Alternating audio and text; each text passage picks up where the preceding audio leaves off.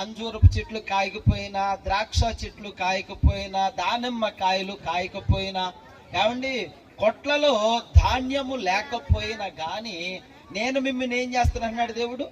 ఆశీర్వదిస్తానంటున్నాడు. ఎలాగ ఆశీర్వదిస్తానంటున్నాడు? ఆయన బహుగా ఆశీర్వదిస్తానంటున్నాడు. మన దేవునికి ఉన్నటువంటి మొట్టమొదటి పేరు ఏంటంటే ఆశీర్వాదములకు కారకుడైన దేవునికి స్తోత్రం. ఆయన ఆశీర్వదించేవాడండి. ఎవరిని ఆశీర్వదించేవాడు? తన యందు భయభక్తులు గలవారిని ఆశీర్వదించేవాడు. ఇప్పుడు తన యందు భయభక్తులు కలిగినటువంటి నూతన వధూవరులను ఆశీర్వదించడానికి పరిశుద్ధాత్మ దేవుడి స్థలంలోకి వచ్చాడు. బైబిల్ గ్రంథంలో మీకు ఇద్దరు మనుషులను చూపించి నేను త్వరగా ముందుకు వెళ్ళిపోతాను. ఆది కాండములో ఒక జంట కనబడుతున్నారు. ఆ జంటను చూద్దాం. మొదటి అధ్యాయము 28వ వచనము. అక్కడ దేవుని ప్రణాళిక కనపడుతున్నది, దేవుని ఉద్దేశం కనపడుతున్నది, దేవుని ఆలోచన కనపడుతున్నది.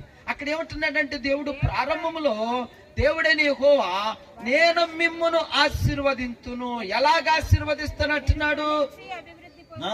మీరు ఫలించి అభివృద్ధి పొంది విస్తరించండి, భూమిని నిండించండి.